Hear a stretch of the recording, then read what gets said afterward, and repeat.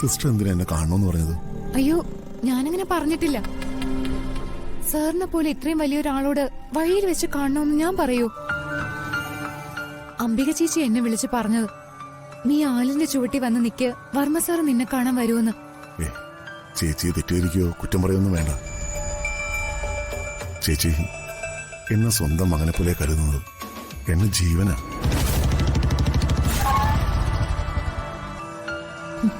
പാവം മനുഷ്യൻ, വെറും ശുദ്ധഗതിക്കാരൻ.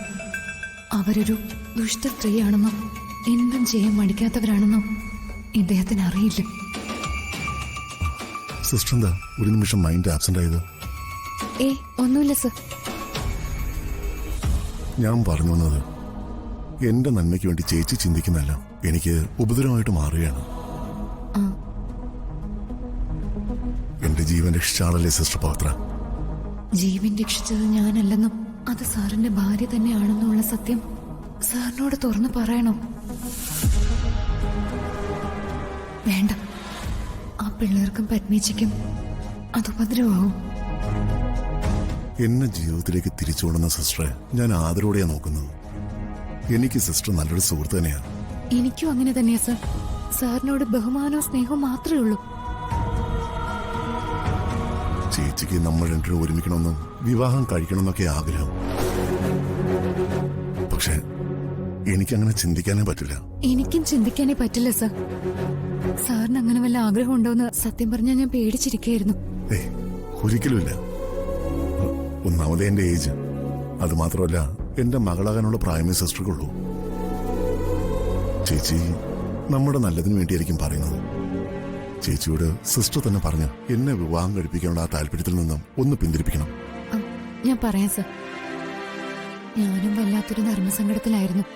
ആണോ? എന്തായാലും ഇപ്പൊ അത് മാറി. മനസ്സിന് വല്ലാത്തൊരാശ്വാസം. ഞാൻ സ്നേഹിച്ച് വിവാഹം കഴിച്ച ഒരാളാണ്. എനിക്കറിയാം സർ. സാറ് സൂര്യമംഗലത്തെ രാജകുമാരിയെ കല്യാണം കഴിച്ച കഥ ഈ നാട്ടിലെ കൊച്ചുകുട്ടികൾക്ക് വരെ അറിയാം. ഒരു സെലിബ്രിറ്റി കൂടിയല്ലേ പത്മാവതി മാഡം? സെലിബ്രിറ്റി? അവളൊരു പഞ്ചകി കൂടിയാണെന്ന സത്യം സിസ്റ്റർ അറിഞ്ഞിട്ടുണ്ടാവില്ല. ഞാൻ കേട്ടിട്ടുണ്ട് സർ, പക്ഷെ വിശ്വസിക്കില്ല. വിശ്വസിക്കാൻ പറ്റില്ല. സാറിനൊന്നും തോന്നരുത്. ഇതൊക്കെ സാറിന്റെ തെറ്റിദ്ധാരണകളാണെന്നാ എല്ലാരും പറയുന്നത്. എന്റെ തെറ്റിദ്ധാരണകളൊന്നും അല്ല സിസ്റ്റർ. നേരിൽ കണ്ട കാര്യങ്ങൾ എങ്ങനെയാ വിശ്വസിക്കാതിരിക്കുന്നത്? വാർത്തയോ?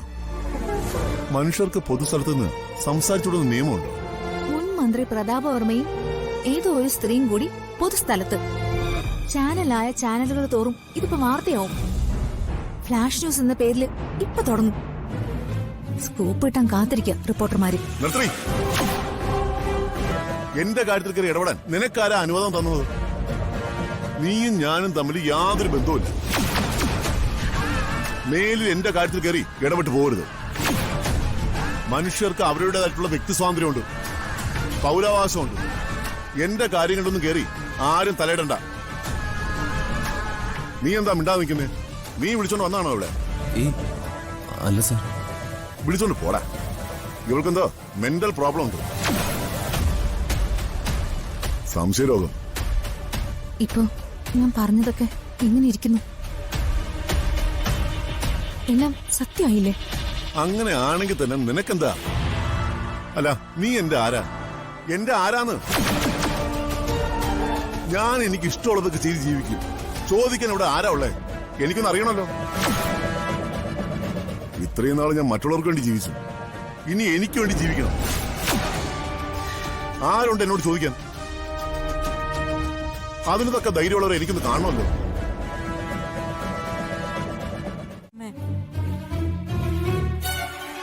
വല്യമാവനും വല്യമായും ഒരുമിക്കുന്നെങ്കിൽ അവരൊരുമിക്കട്ടെ. അതിന് അമ്മയ്ക്കെന്താ? എന്തോ ഇതാര്? മദർ തെരേസയുടെ ശിഷ്യ ലതർ തെരേസയോ? അതോ മാതാ നന്ദന സുന്ദരാനന്ദമയ്യോ? എന്റെ ദൈവമേ, ഒരു പുണ്യവതി. അവളുടെ ഒരു വല്യമാവനും വല്യമായി. ഒരു കാര്യം ഞാൻ പറഞ്ഞേക്കാം, മരുമകളാകുന്നതൊക്കെ ശരി, കനിവും കാരുണ്യവും ഒക്കെ പറഞ്ഞ് അംബികാവർമ്മയുടെ മുന്നിലേക്ക് വന്നാലേ ഞാനേ നിന്നെ അങ്ങ് മറന്നു കളയും. ഞാനേ എന്റെ മകനെ കൊണ്ട് നിന്നെ കല്യാണം കഴിപ്പിച്ചതേ അവന്റെ ഭാര്യയായി ഇവിടെ അടങ്ങി ഒതുങ്ങി കഴിയാനാ, അല്ലാതെ അമ്മായിയമ്മയെ ഉപദേശിക്കാനല്ല. മനസ്സിലായോടി? എന്റെ പൊന്നു മോളെ, അവര് നിന്റെ ഭർത്താവിന്റെ അമ്മയാ. വെറുതെ പിണങ്ങാനൊന്നും നിക്കണ്ട.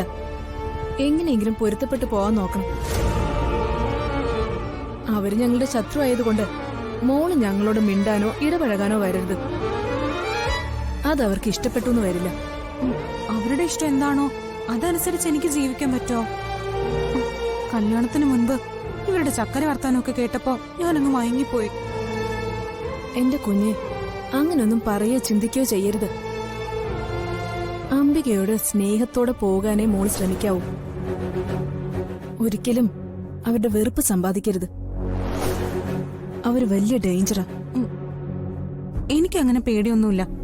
കൂടുതൽ ഭരിക്കാൻ വന്നാ അവരെന്താ ചെയ്യേണ്ടെന്ന് എനിക്കറിയാം. ദൈവമേ, ഇത് തുടക്കത്തിലെ ഇങ്ങനെ ആയാ വലിയ പ്രശ്നമാവുമല്ലോ. മോള് സൂക്ഷിക്കണേ. ഞാൻ സൂക്ഷിച്ചോളാം. വല്യമ്മായി സൂക്ഷിച്ചാ മതി. എനിക്ക് കഴിയാവുന്ന സഹായങ്ങളൊക്കെ വല്യമ്മായിക്കും മൃതികയ്ക്കും ഞാൻ ചെയ്തു തരും. അതിന് ഞങ്ങളിവിടെ അഭയാർത്ഥികളൊന്നും അല്ലല്ലോ മോളെ. ഇത് ഞങ്ങളുടെ വീട്.